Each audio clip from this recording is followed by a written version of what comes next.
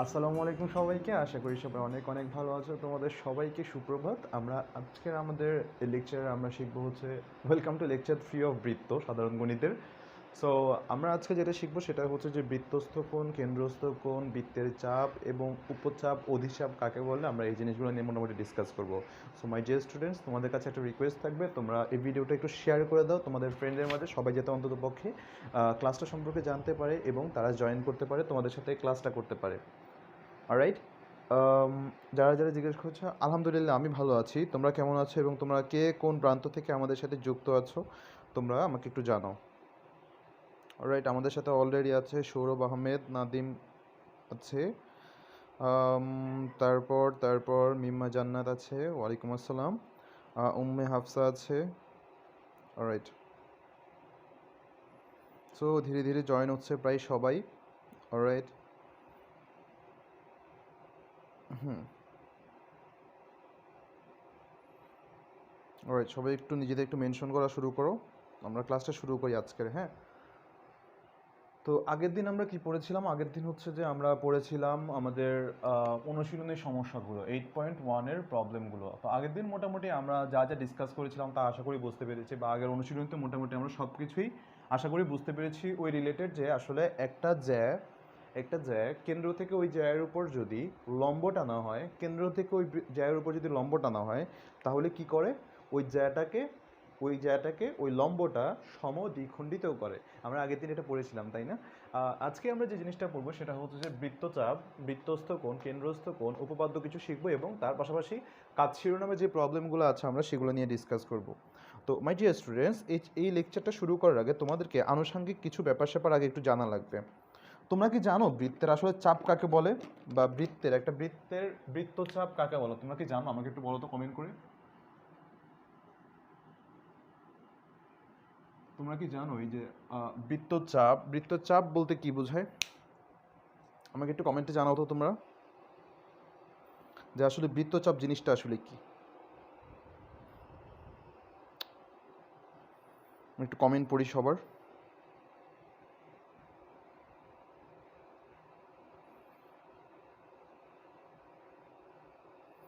হুম হুম হুম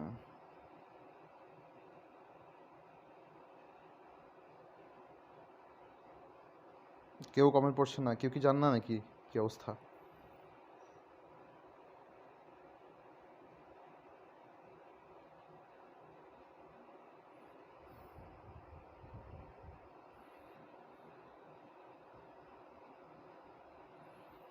alright alright alright.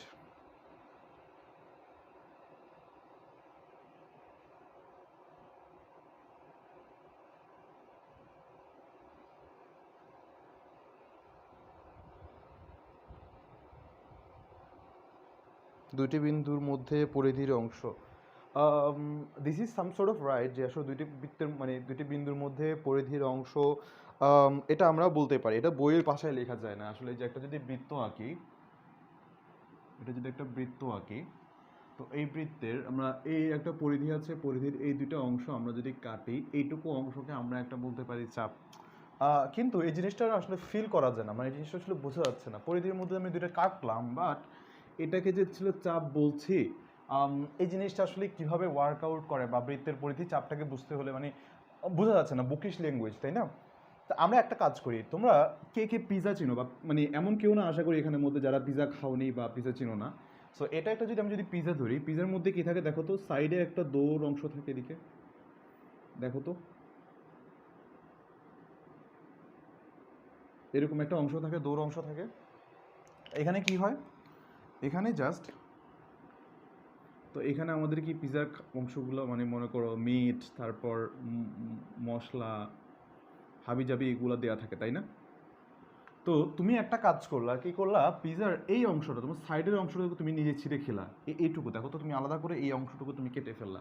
তো একটা পিজার এই যে অংশটুকু আছে, যেটুকু তুমি সাইডের যে অংশটুকু, দৌড় অংশটুকু তুমি কেটে খেলা, মানে নিয়ে নিলা আলাদা করে, ওই জিনিসটাকে আমরা বলবো হচ্ছে একটা বৃত্তচাপ। ওই জিনিসটাকে আমরা বলবো একটা বৃত্তচাপ। এখন তুমি একটা কথা চিন্তা করে দেখো, তুমি তো এইটুকু অংশ নিলা, রাইট? তুমি এইটুকু অংশ তুমি কেটে নিলা, বাট তোমার এইটুকু নেওয়ার বাইরেও তোমার আরও অনেকটুকু রয়ে গেছে না, দেখো তো। তোমার আরও অনেকটুকু রয়ে গেছে না, এই পার্টটুকু এই পার্টটুকু এখান থেকে অনেকটুকু রয়ে গেছে না। তো তুমি যেটুকু নিবে, যেটুকু তুমি নিলে এটাকে বলা হয় হচ্ছে যে উপচাপ, আর তুমি যেটুকু নিতে পারো না সেটাকে বলা হয় অধিচাপ, বা যেটুকু তোমার ফ্রেন্ডদের জন্য বা অন্য কারোর জন্য থাকে এটুকু থাকে অধিচাপ। তো জিনিসটা একটু বৃত্তের ভাষায় বুঝিয়ে বলি। তো এই যে বৃত্তটার এইটুকু অংশ, পরিধির উপর থেকে যে অংশটুকু আমি কেটে নিতে পারি, পরিধির উপর থেকে যেটুকু অংশ আমি কেটে নিতে পারি, এটাকে বলা হয় হচ্ছে যে আমাদের উপচাপ।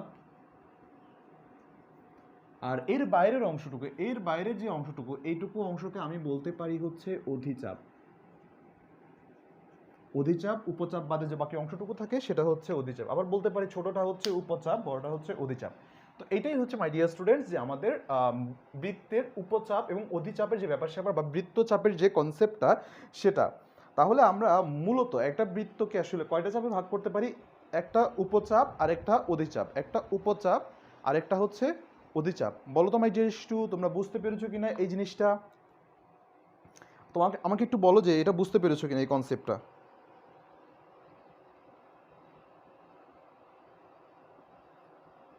Alright, alright, alright.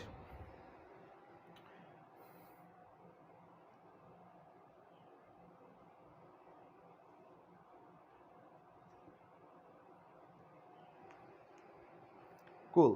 তাহলে আমি একটা জিনিস তাহলে একটু এটা ক্ল্যারিফাই করে আরেকবার বুঝাই। একটা বৃত্তের মধ্যে এটাকে যদি আমি যদি একে পোস্টমর্টেম করি, এই বৃত্তটাকে আমি যদি পোস্টমর্টেম করি, এই হচ্ছে একটা বৃত্ত, ধরো এই হচ্ছে একটা বৃত্ত, এটাকে যদি পোস্টমর্টেম করি তাহলে আমি বৃত্তের উপর একটা নির্দিষ্ট বিন্দু নিব, এই বিন্দুটার নাম দিব হচ্ছে এ। বৃত্তের উপর এখানে আরেকটা বিন্দু নিব, এটা হচ্ছে বি। ওকে, তাহলে এ থেকে বি পর্যন্ত এটা হচ্ছে বি, এটা হচ্ছে বি। এ থেকে বি পর্যন্ত যেটুকু চাপ আছে এটাকে আমি বলি হচ্ছে উপচাপ। এ থেকে বি এর বাইরে যতটুকু আছে সেটাকে আমি বলি হচ্ছে অধিচাপ। কেউ আবার চাপ বলতে মুরগির চাপ বুঝে নিও না, তাই কিন্তু ঝামেলা আছে। মুরগির চাপ আর বৃত্তের চাপ কিন্তু একই না। তো একটা কথা দেখো তো, চাপ হতে হলে কি লাগে? দুটা আলাদা পয়েন্ট লাগে। তার মানে কি, একটা ইনিশিয়াল পয়েন্ট, একটা টার্মিনাল পয়েন্ট লাগে। তার মানে একটা জিনিস দেখো যে চাপ হতে হতে দুইটি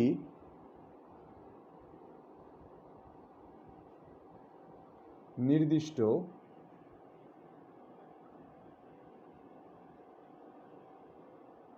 বিন্দু লাগে।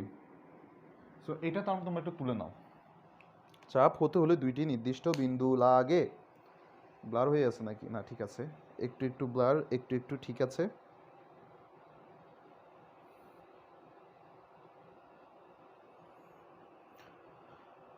Alright, alright, alright.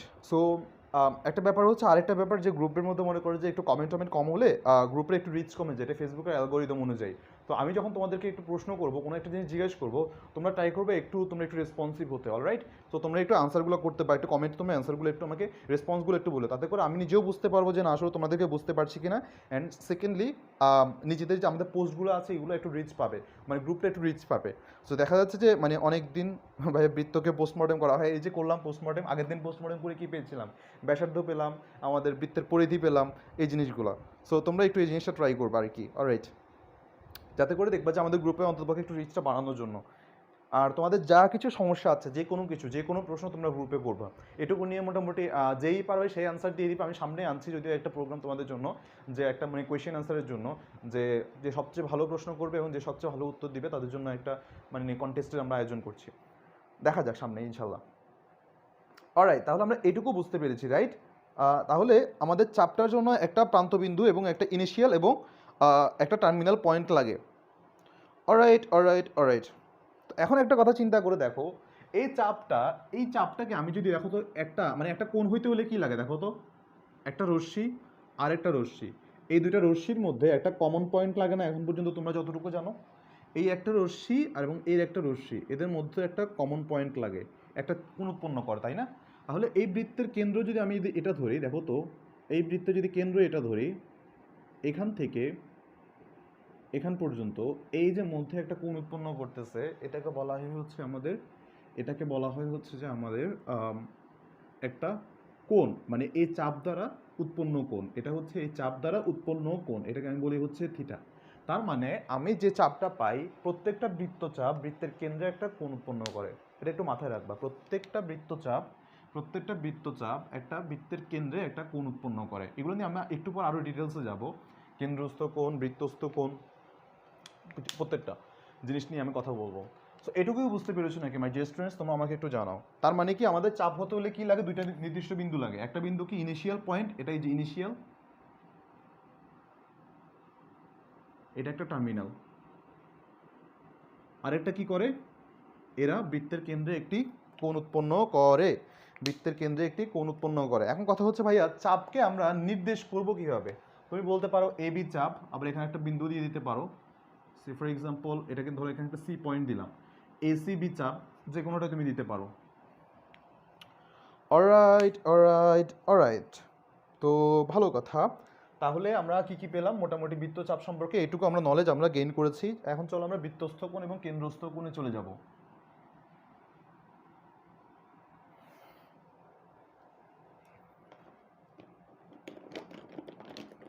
বৃত্তস্থ কোণ এবং কেন্দ্রস্থ কোণ।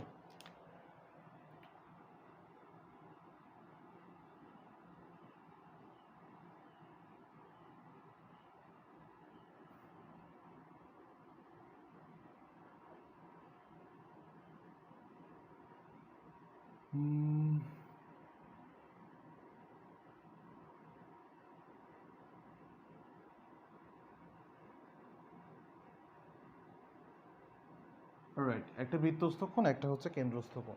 চিন্তা করে দেখো তো, আমি যদি একটা বৃত্ত আঁকি, ফিগারটা দেখতে ঠিক এরকম। অলরাইট, সো তুমি একটা কোণকে যদি এভাবে চিন্তা করে দেখো তো, আমি একটা কোণ আঁকলাম, হ্যাঁ, একটা কোণকে এভাবে আঁকলাম। ছোটোবেলা আমরা মানুষ আঁকতাম না এভাবে, তো আমি একটা মানুষ আঁকলাম এভাবে, এটা হচ্ছে মানুষটার মাথা।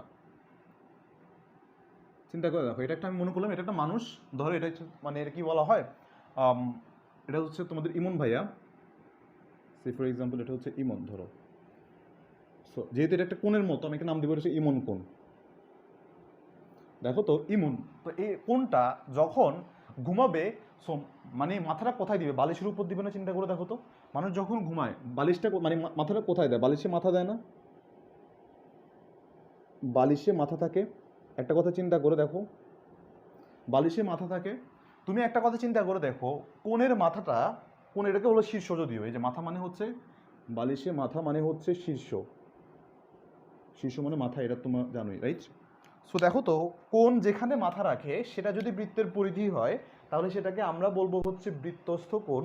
কোণ যেখানে মাথা রাখে সেটা যদি কেন্দ্রে হয়, তাহলে আমি বলবো কেন্দ্রস্থ কোণ। চিন্তা করে দেখো, এই যে একটা কোণ, এটা হচ্ছে কেন্দ্র, এটা হচ্ছে একটা কোণ, হ্যাঁ। চিন্তা করে দেখো, কোণতেই যেখানে পা দুইটা ছড়াই আছে এদিকে, যেখানে থাকুক সমস্যা নেই। সো কোণের মাথাটা, এই যে কোণের মাথাটা যদি কেন্দ্রে হয়, মাথা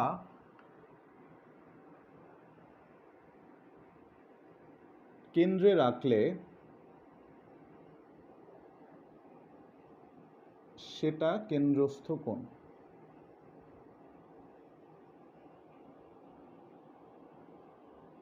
সেটা কেন্দ্রস্থ কোণ। তবে আবার যদি মাথাটাকে আমি ঠিক এখানে রাখি, বৃত্তের উপর যে রেখে না বলছে, এখন বালিশে রাখবে না, তো ইমন ভাইয়া কি করে? সে ঘুমানোর সময় তো মনে করো যে মানে পুরা বিছানা মনে করো যে ছড়ায় ফেলে, বা নিজে একদম পুরো বিছানায় মাথায় রেখে ঘুমায়, তো ঘুমানোর সময় তো হুঁশ থাকে না। সো সে কী করলো, মাথাটা একদম দেখো খাটের একদম প্রান্তে চলে গেছে আর স্টেজ ছেড়ে। তো মাথাটা যদি একদম বৃত্তের উপর থাকে বা পরিধির উপর থাকে, মাথা পরিধিতে রাখলে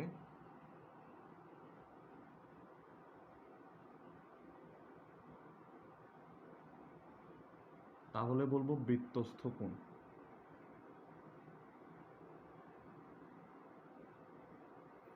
বৃত্তস্থ কোণ, এটুকু বোঝা গেছে নাকি? আমাকে একটু জানাও, তোমরা কমেন্ট করো, আমাকে একটু জানাও যে এটুকু বুঝতে পেরেছো কিনা। বৃত্তস্থ কোণ আর কেন্দ্রস্থ কোণ, তার মানে কি? বৃত্তের মধ্যবর্তী বা বৃত্তের অন্তঃস্থ যেই কোণের শীর্ষবিন্দু পরিধির উপর থাকে তাকে আমি বলবো হচ্ছে বৃত্তস্থ কোণ। বৃত্তস্থ বা বৃত্তের অন্তঃস্থ যেই কোণটার মাথা বা শীর্ষ কেন্দ্রের উপর থাকে তাকে আমি বলবো কেন্দ্রস্থ কোণ। এটুকু তুমি বুঝতে পেরেছো নাকি? আমাকে বলো। এটুকু তোমরা বুঝতে পেরেছো নাকি আমাকে একটু কমেন্ট করে জানাও। ক্লিয়ার, বুঝেছি ভাইয়া, থ্যাংক ইউ সো মাচ। এটা একটা সুন্দর একটা ইয়ে আছে, এই কোনটার একটা সুন্দর নামও আছে, দেখো তো। এটাকে দেখো যে এটার পা এখানে, এটার পা হচ্ছে এখানে, তার মানে কি দেখো তো, দুটার পা হচ্ছে মানে একই চাপের উপর অবস্থিত, একই চাপে অবস্থিত। এটা একটা সুন্দর নাম আছে, একই চাপে অবস্থিত দুইটি কোণ।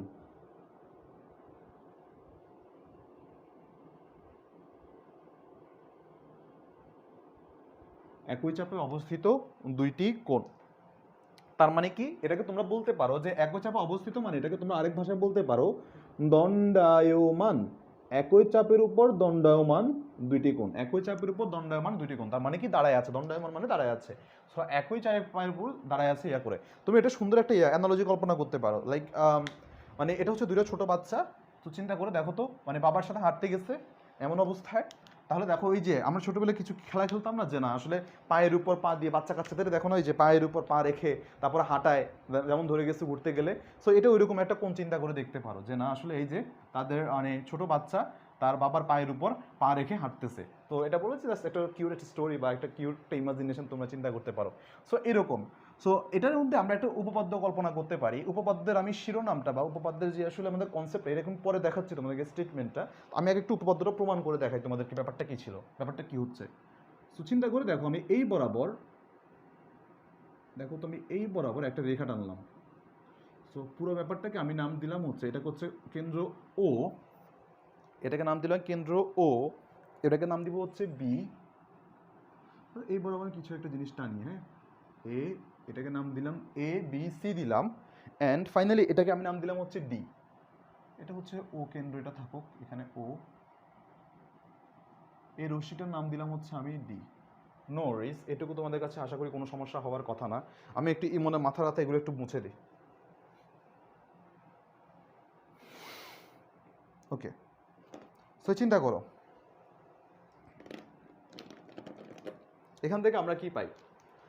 একটা কথা চিন্তা করে দেখো তো, এখান থেকে ও থেকে এ মানে পরিধির দূরত্ব, O A is equal to O B is equal to O C is equal to, আমি যদি লিখি ব্যাসার্ধ, তোমার আমার কারো কি কোনো সমস্যা আছে? দেখো তো মাই ডিয়ার স্টুডেন্টস, তোমার আমার কারো কি কোনো সমস্যা আছে? দেখো তো এরা তিন জায়গা, মানে দেখো তো এটা হচ্ছে কার থেকে, কেন্দ্র থেকে পরিধির দূরত্ব, ব্যাসার্ধ, ব্যাসার্ধ, ব্যাসার্ধ, তিনটাই যেহেতু ব্যাসার্ধ আমরা ইকুয়াল লিখতে পারি না, লিখতে পারি না। যদি এটা লিখতে পারি, এখন তুমি চিন্তা করে দেখো এদের মধ্যে আমরা একটা ট্রায়াঙ্গেল যদি আঁকি,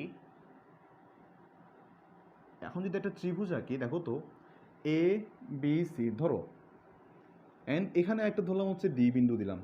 তাহলে তোমরা কি এটা পড়েছো কিনা জানি না, তোমরা একটু আমাকে জানাও তো তোমরা কি এটা পড়েছো কিনা, যে ত্রিভুজের বহিস্থ কোনো কোণ, ত্রিভুজের বহিস্থ কোনো কোণ, দেখো তো এই যে বহিস্থ কোণ ACD, ACD is equal two, যেই কোণের বহিস্থ কোণ মানে এই কোণটা বাদে অপর যে দুটি অন্তস্থ কোণ আছে তাদের যোগফলের সমান, অপর দুটি এটা এবং এটা। তাহলে আমরা কি এটা লিখতে পারি কিনা, এই জিনিসটা জানো কিনা তোমরা বলো তো আমাকে একটু।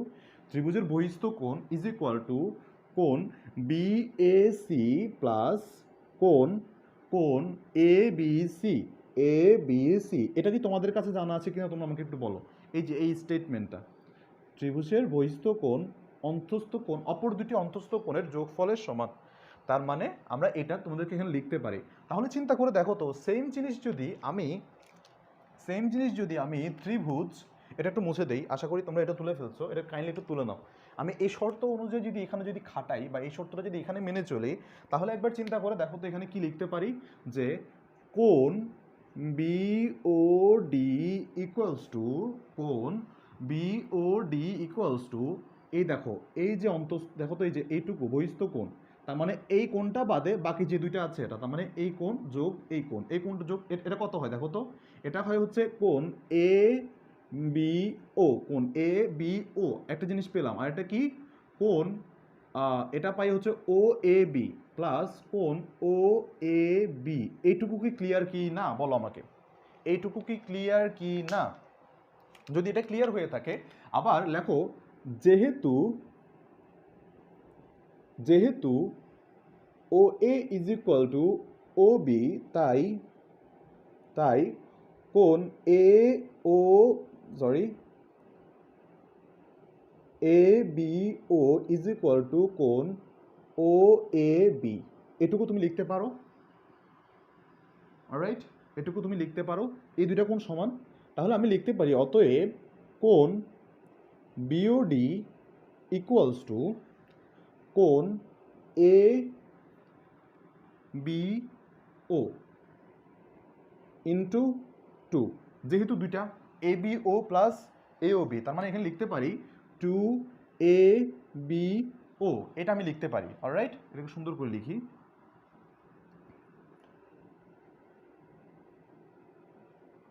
অলরাইট, এটুকু আমি লিখতে পারি। আবার আবার আবার তুমি একটা কথা চিন্তা করে দেখো তো, সিমিলারলি ত্রিভুজ, এটা আমি কোন ত্রিভুজে লিখছি দেখো, এইটুকু ত্রিভুজ এ ও বিতে আমরা এই জিনিসটা দেখাইলাম। তারপর আমি এখন দেখি সেম জিনিসটা যদি আমি ত্রিভুজ এ ও সিতে খাটাই, ত্রিভুজ এ ও সিতে আমি যদি খাটাই, দেখো তো চিন্তা করে দেখো তো, এখানে আমাদের ও ইজ ইকুয়াল টু কি পাই, ও সি, একই কথা। তারপর যেহেতু এটা সমান, তাহলে অতএব লিখতে পারি কোণ O A C is equal to কোণ এ সি ও, লেখা যায়। তাহলে আমরা যে জিনিসটা আবার লিখতে পারি সেটা হচ্ছে অতএব কোণ COD is equal to two into কোণ সিএও। আচ্ছা, আমি এখানে একটু দাঁড়াও, এ ও বি লিখেছি তো, দাঁড়াও, কোণ BOD is equal to A O B না, আমি দুঃখিত মাই ডিয়ার স্টুডেন্টস, আমাকে তোমরা ক্ষমা করে দাও, এটা হবে এ বিও বা বিএও। দাঁড়াও, কলমে কালি নেই।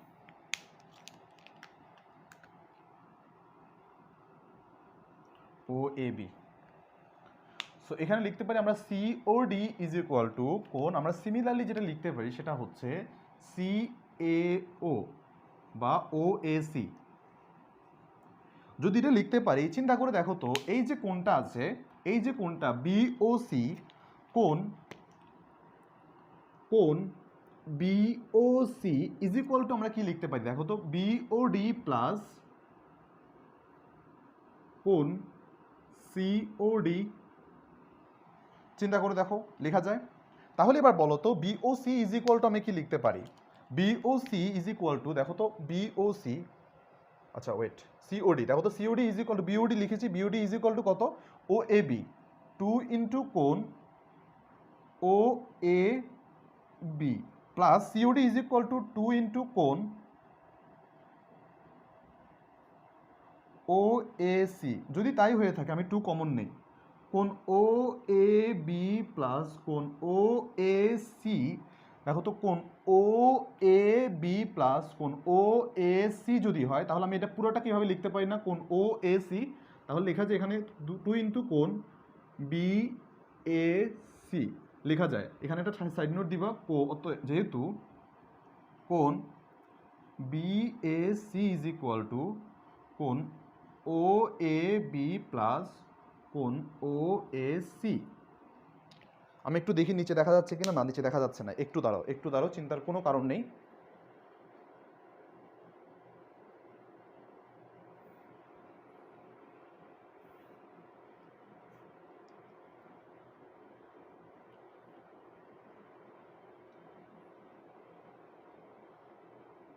অলরাইট, এটা একটু তুলে নাও, আমি আবার বুঝাই দিব জিনিসটা, সমস্যা নেই।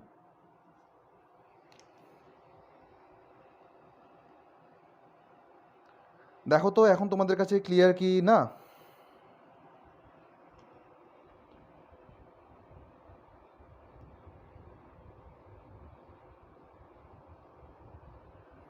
হ্যাঁ হ্যাঁ, আমি দেখেছি নিচের সাইড দেখা যাচ্ছে না, আমি বুঝতে পেরেছিলাম যখন লিখছিলাম তখনই। আশা করি এখন তোমরা দেখতে পাচ্ছ। আমি জিনিসটা আবার বোঝাই বলি, এটা অনেক সহজ একটা উপপাদ্য। যদি তোমরা যা যা আগে পর্যন্ত এখন পর্যন্ত যা যা শিখিয়েছি তা যদি তোমরা মনে রাখতে পারো, তাহলে আমরা এখন থেকে কি সিদ্ধান্তে উপনীত হয়েছি যে কোনো বৃত্তের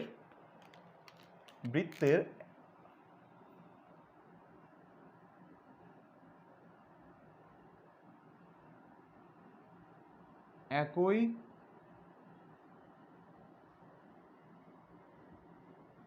চাপের উপর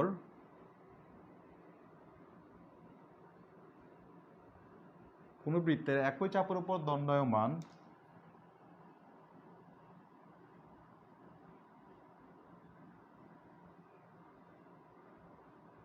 কেন্দ্রস্থ কোণ বৃত্তস্থ কোণের দ্বিগুণ। দেখো তো এটা একটা বৃত্তস্থ কোণ, সরি বৃত্ত, আচ্ছা ঠিক আছে, এটা তো কেন্দ্রস্থ কোণ না, দেখো তো কোণ বিওসি, দেখো তো এই বিওসি এটা একটা কেন্দ্রস্থ কোণ, বৃত্তস্থ কোণ কোনটা বিএসি, এটা একটা মধ্যে কত বৃত্তস্থ কোণ না, কেন্দ্রস্থ কোণ বৃত্তস্থ কোণের দ্বিগুণ।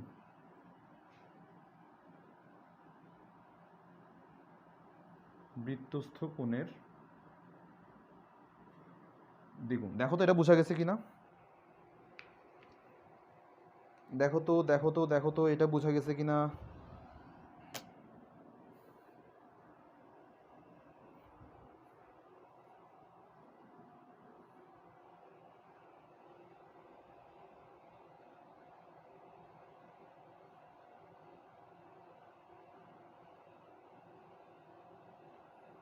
অলরাইট অলরাইট অলরাইট, সো আলহামদুলিল্লাহ, তাহলে আমরা শুরু করি। হ্যাঁ, আরেকবার বোঝাই জিনিসটা। সো জিনিসটা হচ্ছে কি, দেখো তো এরা যেহেতু ব্যাসার্ধ, এদেরকে আমি সমান প্রমাণ করেছি। এখন একটা কথা চিন্তা করে দেখো, এখানের মধ্যে আমরা বৃত্তস্থ কোণ আর কেন্দ্রস্থ কোণগুলোকে একটু আলাদা করি। সো চিন্তা করে দেখো, এই যে এটাকে আমি যদি বলি একটা আমাদের কত বৃত্তস্থ কোণ, এই বৃত্তস্থ কোণটাকে আমি আবার মাঝখান দিয়ে বরাবর দুই ভাগ করেছি, সমান দুই ভাগে তো একটু পরে ব্যাখ্যা করছি, বাট দুই ভাগে ভাগ করলাম। এখানে হচ্ছে এডি টেনে দুই ভাগে ভাগ করলাম। যদি দুই ভাগে ভাগ করা হয় তাহলে আমি এটা নর্মালি বলতে পারি যে না আসলে বিওডি, দেখো তো কোণ বিওডি, একটু দাঁড়াও, হ্যাঁ অলরাইট, এটা হচ্ছে নর্মালি আমি সমান দুই ভাগে ভাগ করলাম, সমান দুই ভাগে ভাগ করে একটা এখানে লাইন লেখা দরকার ছিল, যেহেতু দুই ভাগে ভাগ করেছি অতএব কোণ বিএসি ইজ ইকুয়াল টু কোণ বিওডি প্লাস সিওডি, লাস্টে যেটা লিখেছিলাম আর কি, এই জিনিসটা। এরপর আমরা একটা কাজ করেছি, ত্রিভুজ এওবিতে, নর্মালি স্পেসিফিক্যালি ত্রিভুজ এওবিতে, এওবিতে আমরা কি করেছি, বহিস্থ কোণ, ত্রিভুজে এখানে লিখতে পাচ্ছ বহিস্থ কোণ,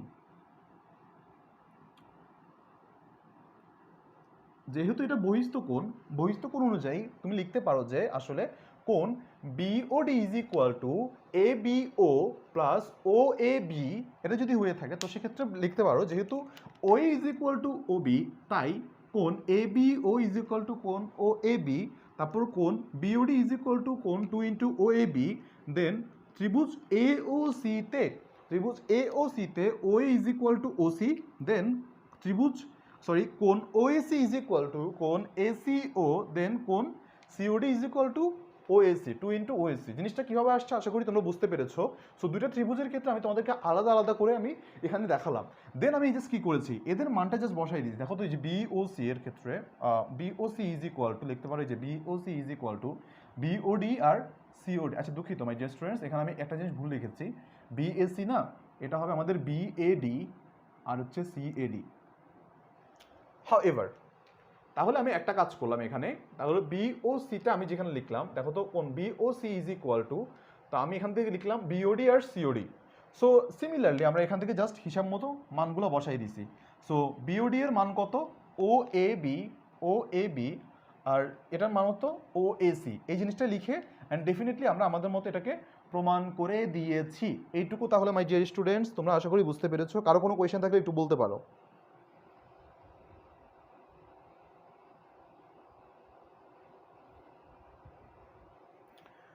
অলরাইট, সো চলো তাহলে আমরা নেক্সট উপপাদ্যে যাই।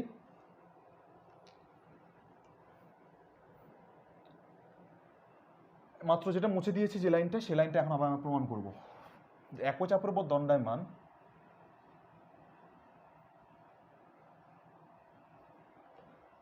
দুইটা কোণ পরস্পর সমান।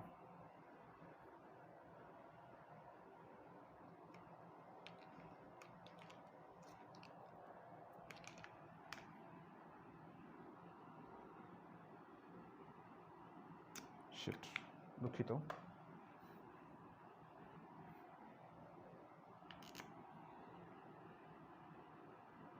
এটা একটা বৃত্ত, বৃত্তের একটা চাপ দিলাম আমি এ বি, হ্যাঁ, একটা চিন্তা করে দেখো, এই একটা চাপ থেকে আমি এই একটা কোণ আঁকলাম,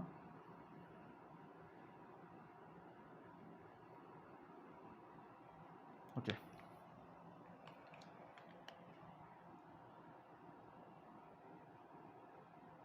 আচ্ছা ফাইন, আমি এটা তো একটু দাঁড়াও, একটু আলাদা করে আঁকা লাগবে, দেখতে মনে হচ্ছে না একই রকম।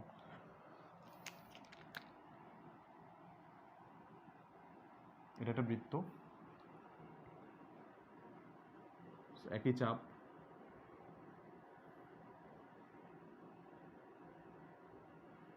একই চাপের উপর দুইটা কোণ, মাঝখানে আবার একটা আমাদের কোণ আছে, সেটা হচ্ছে কেন্দ্রস্থ কোণ একই চাপের উপর। সো ভালো মতো নাম দাও এটাকে। এ বি একটা চাপ, এটা হচ্ছে ও, এটাকে নাম দাও সি, এটাকে নাম দাও ডি। স্টেটমেন্ট কি? স্টেটমেন্ট হচ্ছে একই চাপের উপর দণ্ডায়মান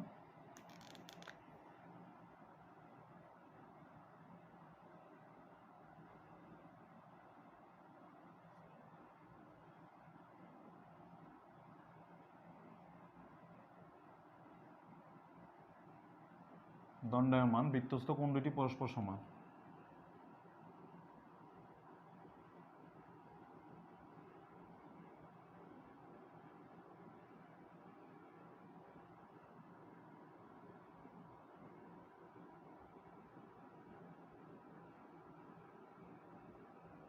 রাইট, একই চাপের উপর, এই যে একই চাপের উপর দণ্ডায়মান কেন্দ্রস্থ বৃত্তস্থ কোণ দুটি পরস্পর সমান, অর্থাৎ এই কোণ যা আমার কাছে এই কোণতা, এটা প্রমাণ করা লাগবে। সো একটা জিনিস চিন্তা করে দেখো তো, আমি যদি এটা বলি যে এই চাপের ক্ষেত্রে এইটুকুর জন্য, সো চিন্তা করে দেখো তো এইখানে যে কোণ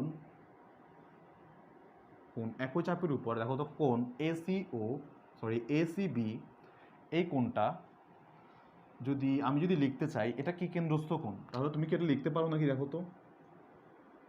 কেন্দ্রস্থ কোণ A O B is equal to, আমি কি এটা লিখতে পারি নাকি দেখো তো, 2 ইন্টু কোণ এসিবি। লেখা যায়? বলো মাই ডিয়ার স্টুডেন্টস, লেখা যায় নাকি? যদি লেখা যায়, আবার এখানে লিখতে পারি কেন্দ্রস্থ কোণ A O B is equal two, আবার লিখতে পারি কোণ এডিবি বৃত্তস্থ। লেখা যায়? যদি দুটো সত্যি হয়ে থাকে তাহলে আমরা লিখতে পারি না দেখো তো যে কোণ এসিবি ইকুয়াল টু কোণ ADB, that is to say আমরা এটাকে বলতেই পারি সেটা হচ্ছে 2 ইন্টু এডিবি। অতএব লেখা যায় যে কোণ এসিবি ইজ ইকুয়াল টু কোণ এডিবি। তার মানে কি, বৃত্তের একই চাপের উপর দণ্ডায়মান দুইটা বৃত্তস্থ কোণ পরস্পর সমান। একই চাপের উপর দণ্ডায়মান দুইটা বৃত্তস্থ কোণ পরস্পর সমান।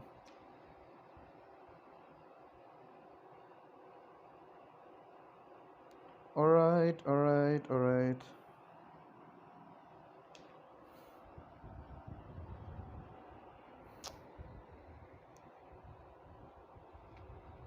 সো ভালো কথা। সো আমাকে একটু জানাও তোমরা বুঝতে পেরেছো কি না।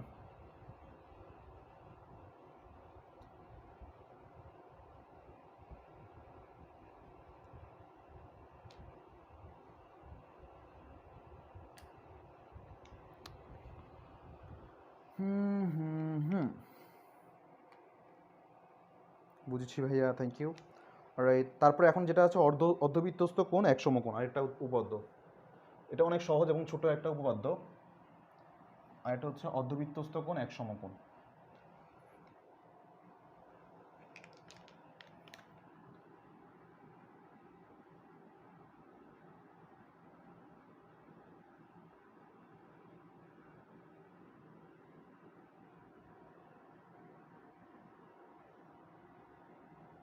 অর্ধবৃত্তস্থ কোণ এক সমকোণ। সো দেখো একটা বৃত্ত আঁকি। তো এই বৃত্তের এ হচ্ছে একটা আমাদের অর্ধবৃত্তস্থ কোণ যদি আঁকি, দেখো তো অর্ধবৃত্ত হচ্ছে এইটুকু, এই অর্ধেক বৃত্ত। অর্ধবৃত্তস্থ কোণ মানে হচ্ছে এই যে বৃত্তের দুটো ব্যাস আছে, মানে বৃত্তের একটা ব্যাস আছে, ব্যাসের উপর অবস্থিত ব্যাসের উপর দণ্ডায়মান একটা যে কোনো একটা কোণ। আমাদেরকে বলেছে এই অর্ধবৃত্তস্থ কোণটা, এই যে এই কোণটা, এটাকে এক সমকোণ প্রমাণ করতে হবে। সো খুবই ভালো কথা। এটাকে আমার যদি প্রমাণ করতে হয়, চিন্তা করে দেখো, আমি যদি বলি এ O B A B C দে, এটা ও কেন্দ্র বিশিষ্ট, তাহলে লিখি আগে ও কেন্দ্র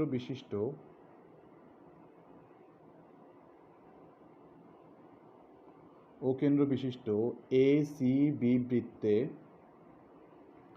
বৃত্তে দেখো তো এখানে একটা বিন্দু যদি দেখি, এডিবি চাপের উপর দণ্ডায়মান, এডিবি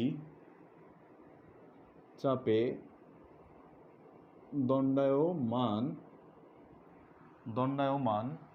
বৃত্তস্থ, সরি এটা কেন্দ্রস্থ কোণ না, দেখো তো কেন্দ্র দিয়ে গিয়েছে, কেন্দ্রস্থ কোণ, কোণ A O B is equal to 180 degree কিনা তুমি দেখো তো, এইটুকু লিখতে পারো, দুই সমকোণ লিখতে পারো, তাহলে কোণ A O B is equal two দুই সমকোণ। অলরাইট, তো এই হচ্ছে অবস্থা। তারপর এখান থেকে যে কাজটা করতে পারি, দেখো তো দুই সমকোণ, আমরা কি জানি দেখো তো, বৃত্তস্থ কোণ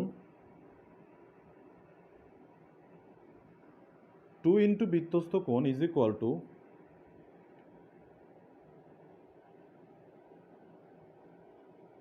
কেন্দ্রস্থ কোণ। তাহলে অতএব লিখতে পারি যে কেন্দ্রস্থ কোণ কত, এটা এ ও বি, কেন্দ্রস্থ কোণ কত 180 ডিগ্রি, তার মানে 2 ইন্টু বৃত্তস্থ কোণ, বৃত্তস্থ কোণকে ACB, ACB is equal to লিখতে পারি দুই সমকোণ। সুতরাং কোণ এসিবি ইজ ইকুয়াল টু লিখে দিতে পারি সমকোণ। There you go. দেখো তো বোঝা যায় কি না, খুবই সহজ, এটা খুবই সহজ একটা আমাদের উপপাদ্য।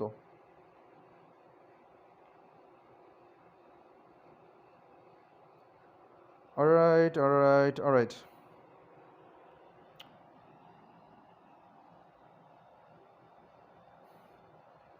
আমাকে একটু জানো তোমরা বুঝতে পেরেছো কিনা এটা। সো ভালো কথা, তো আমরা মোটামুটি আমাদের যতগুলো উপপাদ্য দরকার ছিল আমরা এগুলো মোটামুটি আমরা বুঝতে পেরেছি। তো আচ্ছা কই গেল আবার লাইফ। অলরাইট, সো আমরা লাস্ট একটা কাজ শিরোনামের যে ম্যাথ আছে আমরা সেটা দেখে আমরা আজকের লেকচারটা শেষ করব। আমাদের কাজ শিরোনামে একটা ম্যাথ আছে, ম্যাথ বলতে কি উপপাদ্য আছে, সেটা আমরা শেষ করব এখন। স্টেটমেন্টটা মানে কমপ্লিট করেই আমরা আজকের লেকচার শেষ করব। তো আমরা শিখেছি কি, বৃত্তচাপ শিখেছি, বৃত্তস্থ কোণ শিখেছি, কেন্দ্রস্থ কোণ শিখেছি, তারপর আমরা শিখলাম হচ্ছে বইতে যত উপপাদ্য আছে উপপাদ্যগুলোর প্রমাণ এবং ফিল করে ব্যাখ্যা, কেন্দ্রস্থ কোণ এগুলো শিখেছি। এখন আমরা শিখবো হচ্ছে কাজ শিরোনামের সমস্যা বলি। সো কাজ শিরোনাম আমাদের একটা প্রবলেমই দেওয়া আছে, সেটা হচ্ছে যে আমাদের যদিও মাল্টিপল প্রবলেম দেওয়া আছে, বাকিগুলো আমি তোমাদের হাতে দিয়ে দিলাম, দেখি তোমরা কতটুকু পারো, না পারলে অবশ্যই অবশ্যই আমাকে তোমরা জানাবে। অলরাইট, তো একটাই দেওয়া আছে, সেটা হচ্ছে যে কোনো বৃত্তের উপচাপে অন্তর্লিখিত কোণ স্থূলকোণ। সো কোনো বৃত্তের উপচাপে অন্তর্লিখিত কোণ, কোনো বৃত্তের উপচাপে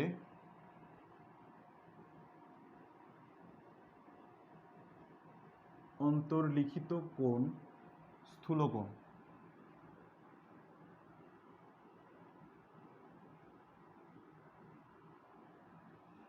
কোনো বৃত্তের উপচাপে অন্তর্লিখিত কোণ স্থূলকোণ।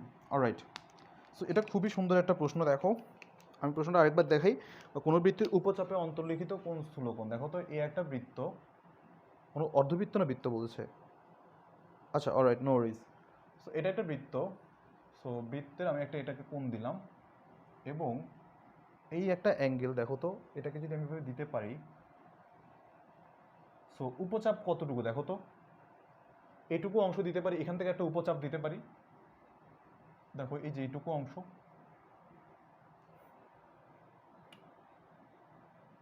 তো এটাকে নাম দিব এ বি সি ডি। উপচাপ কতটুকু দেখো তো, এই সি ডি এই অংশটুকু, তো এই অংশটুকু দেখো তো এই উপচাপের মধ্যে, উপচাপের মধ্যে যতটুকু আছে এই অংশটুকু বলতেছে এটা একটা স্থূলকোণ, প্রমাণ করতে হবে এসিডি হচ্ছে স্থূল কোণ। অলরাইট অলরাইট অলরাইট, দেখি তো দেখা যাচ্ছে কিনা ঠিক মতো, যাক অলরাইট। সো আমরা একটা কাজ করি, দেখো তো এটা হচ্ছে ও, ফাইন। তো আমরা একটা কাজ করি এখানের মধ্যে, কোণ এ ও বি এটা আমাদের কি কেন্দ্রস্থ কোণ। অলরাইট, আবার কোণ এ সি বি এটা একটা অর্ধবৃত্তস্থ কোণ। এটা তোমরা মানো কিনা দেখো তো, এসিবি এটা একটা আমাদের অর্ধবৃত্তস্থ কোণ, মানে হচ্ছে 90 ডিগ্রি। তাহলে চিন্তা করে দেখো তো এ এবং দেখো তো আমাদের মধ্যে এখানে যে সি এবং ডি একই পাশে অবস্থিত, দেখো তো এই যে একটা বৃত্তের একই পাশে অবস্থিত। সো আমি যদি দেখি যে সি এবং ডি আমাদের এবি রেখার, লেখে রাখো, সি এবং ডি এবি রেখার একই পার্শ্বে অবস্থিত। সো যদি তাই হয় তাহলে আমরা এই কথাটা অবশ্যই লিখতে পারি যে আমাদের মধ্যে কোণ বিসিডি গ্রেটার দেন কোণ এসিবি। আবার এসিবি কত? অর্ধবৃত্তস্থ কোণ, তার মানে কোণ BCD must be greater than এক সমকোণ, কারণ কোণ এসিবি 90 ডিগ্রি, কারণ অর্ধবৃত্তস্থ কোণ। সুতরাং অতএব কোণ বিসিডি একটি স্থূলকোণ।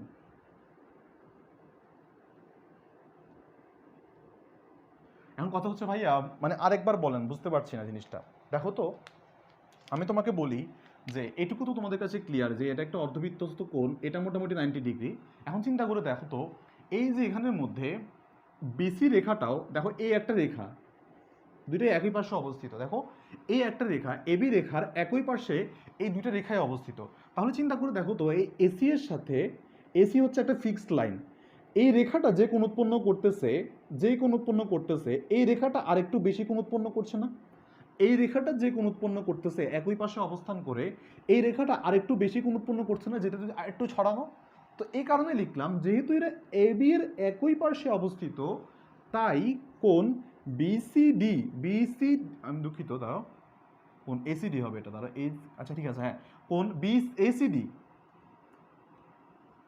এসিডি ইজ গ্রেটার দেন কোণ এসিবি হবে না? আমি দুঃখিত, মাই ডিয়ার স্টুডেন্ট, আমি ক্ষমা করে দাও, এটা ছাপার ভুল। কোণ এসিডি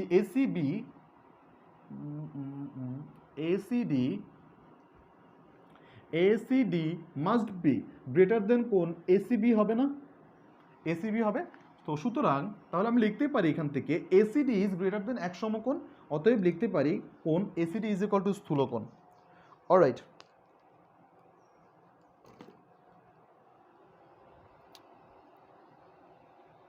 সো এটা নিয়ে কারো কোনো সমস্যা আছে কিনা আমাকে একটু কমেন্টে জানো।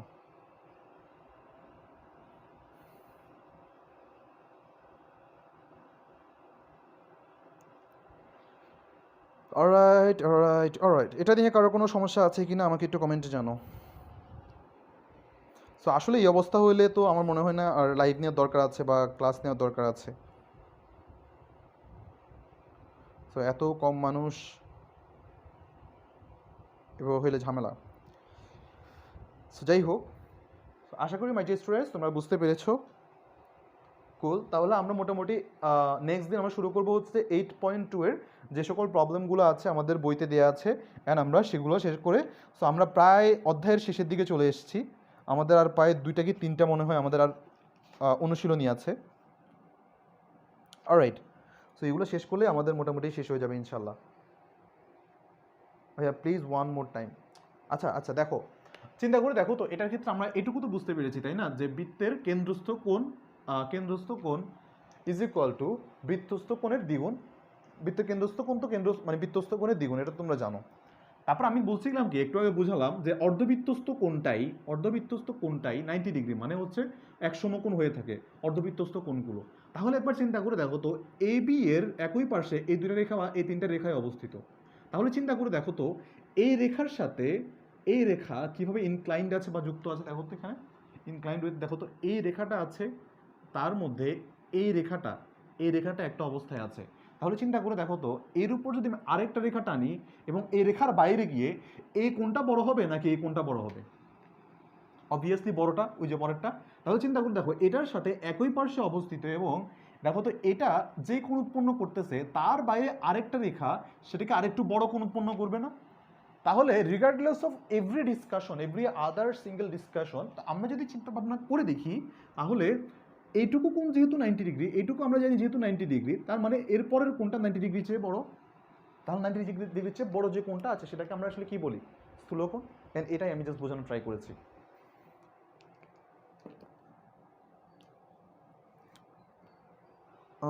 অলরাইট, অলরাইট, হ্যাঁ নেক্সট দিন আমি অনুশীলনী ম্যাথ করাবো ইনশাল্লাহ।